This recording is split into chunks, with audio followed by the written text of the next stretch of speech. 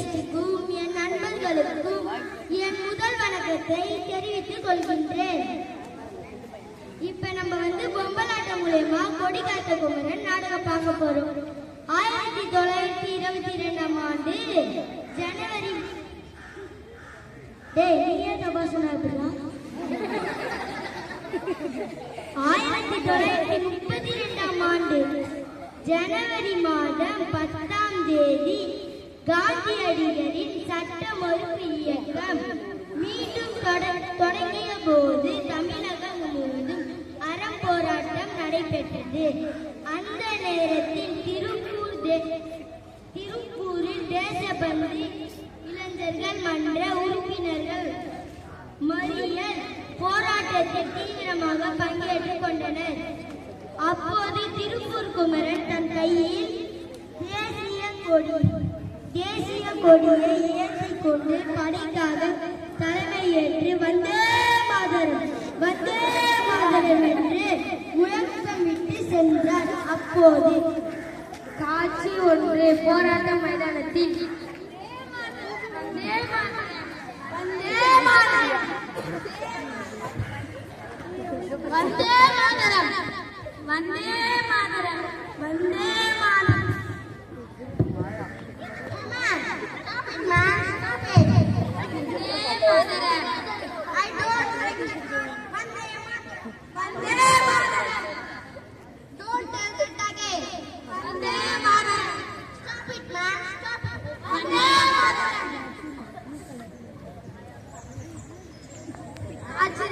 நண்பர்கள் உரையாடுதல்.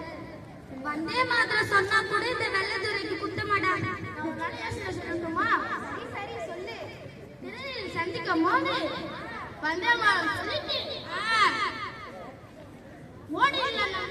சரி நல்ல யோசனை. எனக்கு இது தப்பாதவதான் இருக்குது. எதுக்கு நம்ம கோழையாட்டம் இருக்கணும்?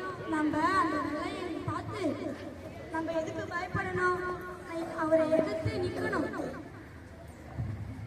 காட்சி ஒன்று வெள்ளையன் தாக்குதல்.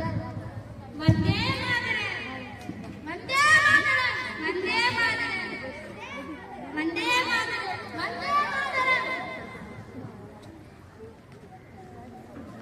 I am getting very angry. Vande Mataram. Don't tell the word. Vande Mataram. Stop it, man. Stop it. Vande Mataram. Stop it, man. Vande Mataram. Vande Mataram. Vande Mataram. Vande Mataram. Vande. Stop it. Vande Mataram. Vande. Stop. Clap பண்ணுங்க நல்லா.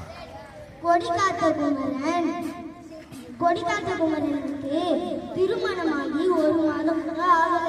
அவருக்கு நாடுக்காக உழைக்கணும்னு ரொம்ப ஆசைப்படல. அவரு நம்மளுக்கு சுதந்திரம் பெற்று தந்திருக்காரு.